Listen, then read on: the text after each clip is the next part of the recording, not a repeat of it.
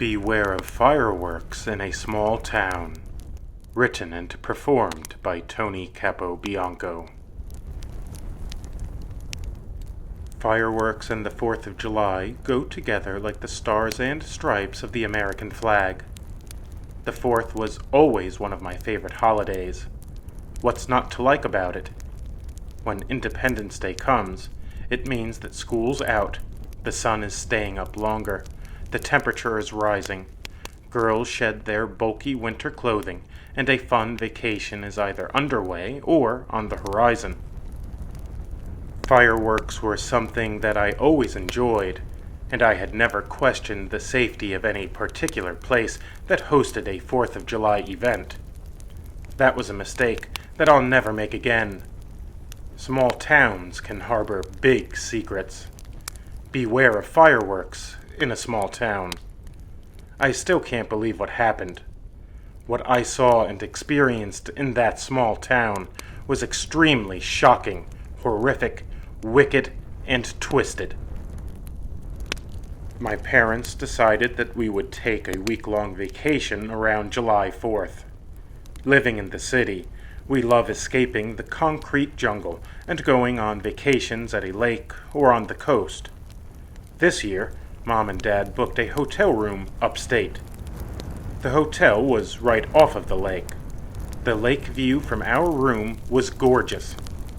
Since the 4th of July fell on a Tuesday, we drove up from the city on Friday, June 30th. Mom, Dad, my little brother, and I were really excited. All of us looked forward to some much-needed time outdoors. Dad and I, in particular, loved going swimming. Mom often jokingly called us water rats. The sun was hot, but the water temperature of the lake was chilly. The water must have been just under 70 degrees. In upstate New York, the water is usually pretty cool until mid to late summer. While I prefer warmer water, it was refreshing on blistering hot days. I was having a good time already, and after I met a beautiful local girl, things got even better. The long blonde-haired girl with blue eyes had a quiet but magnetic personality. While I was walking around the lake, she walked up to me and said, "Are you a floater?" Squinting my eyes, I replied, What?" Without blinking, the strange girl said, "Your shirt, it has a clown holding balloons on it." I relaxed, chuckled, and replied, "Oh yeah, right. Well, I plan to float in the water in just a little bit." The strange girl curled her lips into a half-smile and said, "Anyone can float in the water. Gosh, even dead bodies can float in the water. I can show you how to float even when you're not in the water." I raised my eyebrows and said, "I bet you say that to all the guys." She put her hand through her golden hair and said, "Only to city boys who look like they have potential." Folding my arms across my chest, I responded, "How'd you know that I was from the city?"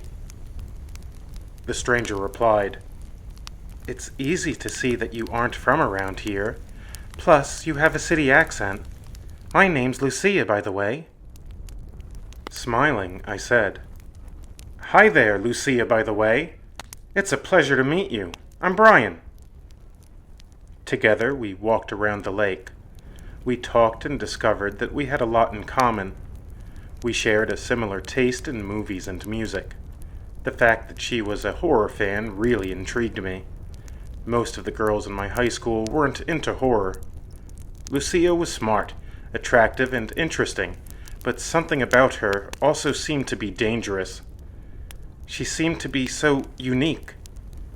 While she was friendly, she was quirky at the same time. She said things that were random and absolutely bizarre. Her way of speaking was quite peculiar. One thing in particular really stood out.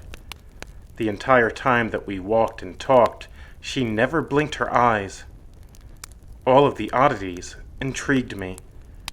Her aloofness created an air of mystery, and that stoked my curiosity all the more.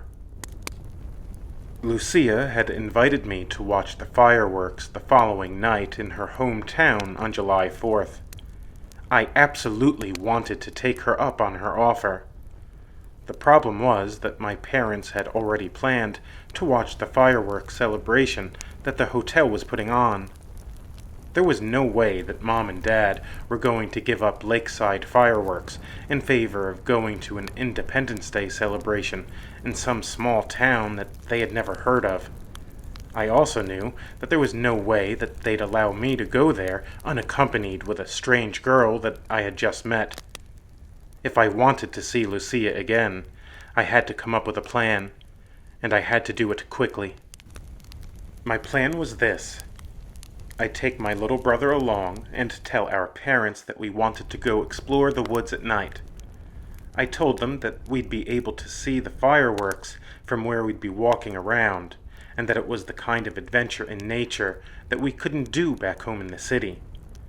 Mom and Dad agreed to my proposition. I hated lying to my parents, and doing so was a rarity. The thing was, the allure of the opposite sex can really compel us to do things that we would never otherwise do. After some negotiation, Billy, my little brother, agreed to go along with my plan. I agreed to his demand of helping him to make a few short horror videos. At 7:15 p.m., Lucia picked Billy and I up from the hotel parking lot. Though we talked, goofed around, and laughed during the car ride, a dark cloud hung over me. I supposed that the negative feeling had been caused by guilt. As Lucia drove us into her hometown, a sense of something being wrong came over me. The town looked like it was from another era. It was old and run down. Then, the uneasy feeling increased when Lucia parked the car and handed my brother and I red robes to put on. When she saw the puzzled looks on our faces, she said, "Here, boys, put these on. It's part of our tradition. Think of it like a type of Mardi Gras. It's going to be a wicked good party." I took the red robe and said, "Oh, okay. That actually sounds like fun." Lucia smiled and replied, "You guys look great in those robes. Now, let's finish the look. I'll just make up your faces." Lucia then began applying makeup to my face, and then she did the same to Billy's face. In addition to painting our faces white, she added bizarre red and black symbols and markings. She then lifted her arms above her head and put on a black hooded robe. Next, she painted her face red. As we got out of the car, we saw many black hooded figures standing in the town square. The townspeople were as an ocean of black that surrounded what looked like some kind of an elevated altar. The creepy altar appeared as an island in an ominous lake. The hooded figures chanted in a language that I had never heard before. It sounded like it was ancient. The whole scene was beyond bizarre. It was utterly creepy. Every fiber of my being screamed for me to get out of there. I had no idea how to get my brother out of there safely. The car ride over here took about 15 minutes. Lucia had driven us in her car. We apparently had 4 choices. We could stay and hope that this was just some strange but harmless local custom, after which Lucia might drive us back home. Second, we could ask Lucia to drive us home right now. The third option was to head out on foot and walk for several hours until we got back to the hotel. The fourth and final option was to steal Lucia's car and drive off. Asking Lucia to drive us back seemed like a bad and pointless idea. If this was some kind of malevolent cult, letting Lucia know of our suspicions would take away any element of surprise that we might have had. If we stayed and did nothing, I feared that we might end up murdered. Yet, at that point, there was no certainty regarding their intentions. As such, there was no way that I was going to steal a car without undeniable proof that we were in real danger. So, I reckoned that we would stay and go along with things for a little while. As soon as it seemed like no one was watching us, we would then head out on foot.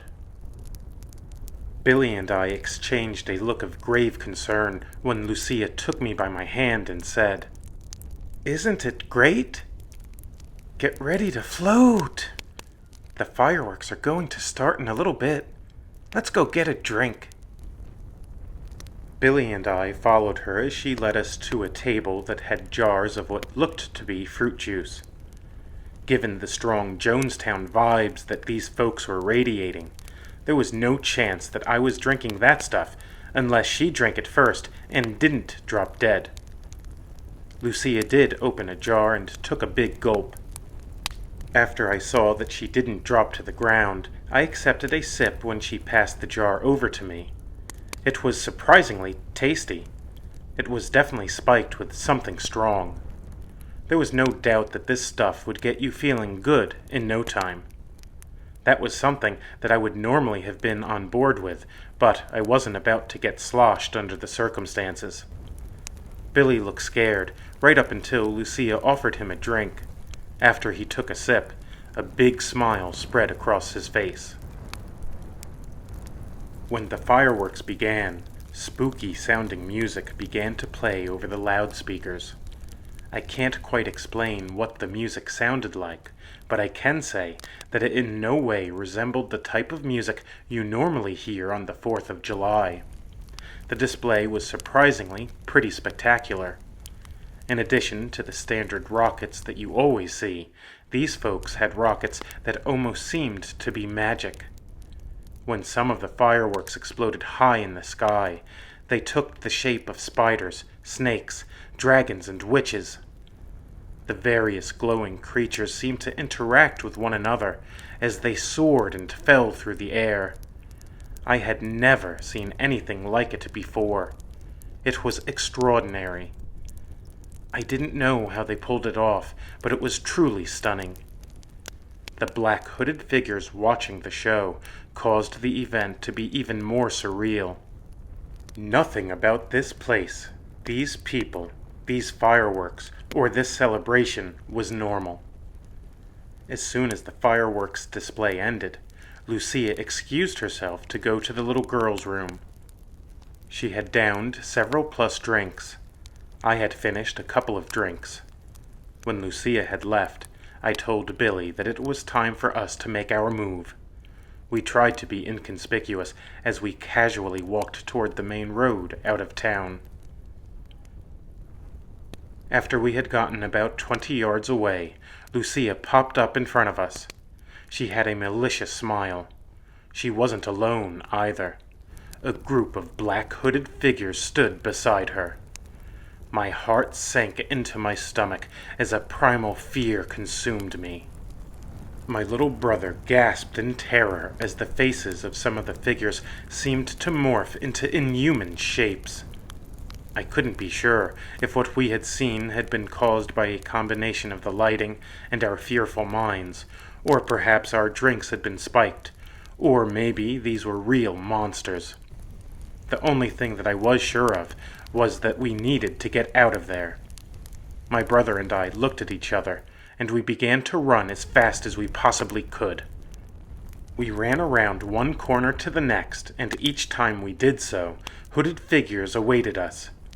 We ran all over that damned town, only to find that there was no escape. We were trapped. My poor little brother began to cry hysterically. Despair drowned my soul.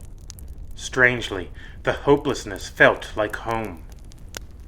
The apparent leader of the cult emerged and ascended up the dark altar and said, "Dark kindred, the time has come.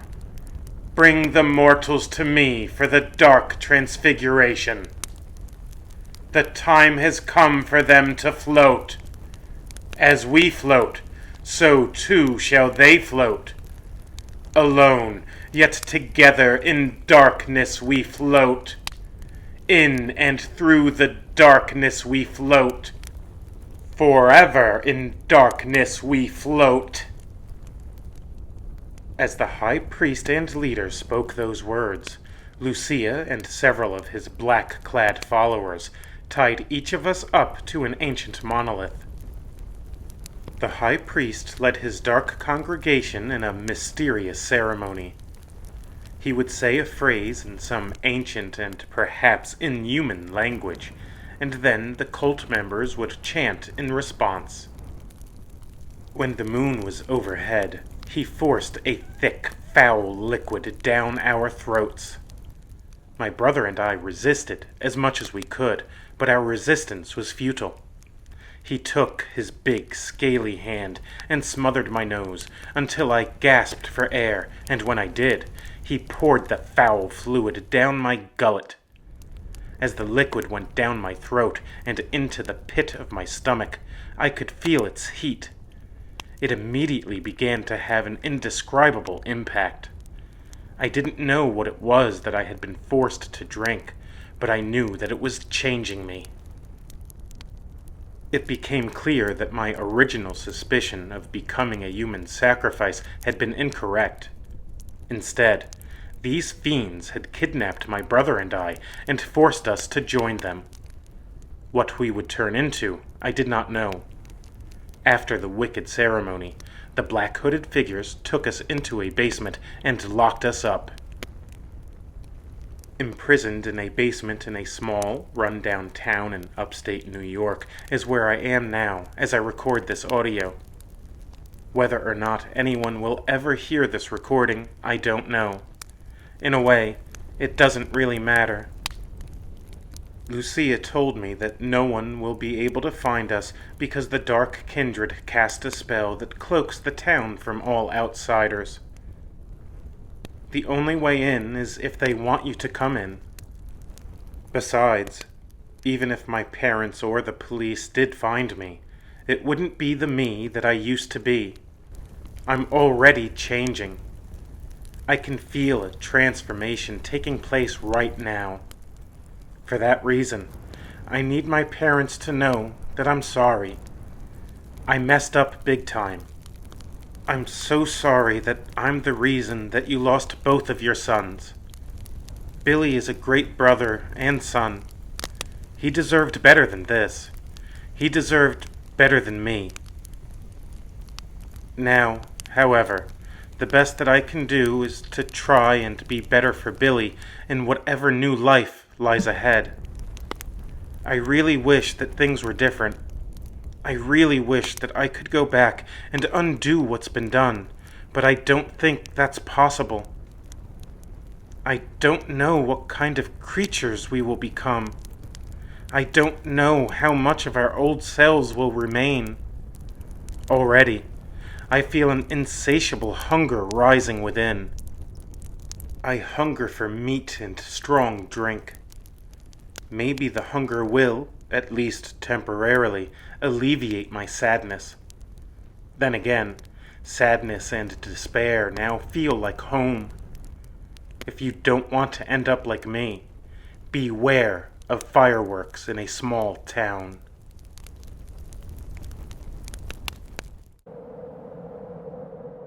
I hope that you enjoyed your stay here at the Haunted Half Moon Inn. The Master requests that you consider supporting me and the inn by becoming a a patron of mine on Patreon. The Half Moon Inn needs your support to keep the doors open. You wouldn't want the residents here to feel forgotten and abandoned, would you? Creating quality scary stories to share with you is very important to me. Running this inn of horror is a passion of mine, and I would truly appreciate your support. The world is hurting. It needs more horror. Help me to heal the world through horror. Together, with your help, we could haunt this world one home at a time. Until next time, always remember, just because you don't see them doesn't mean that they aren't there.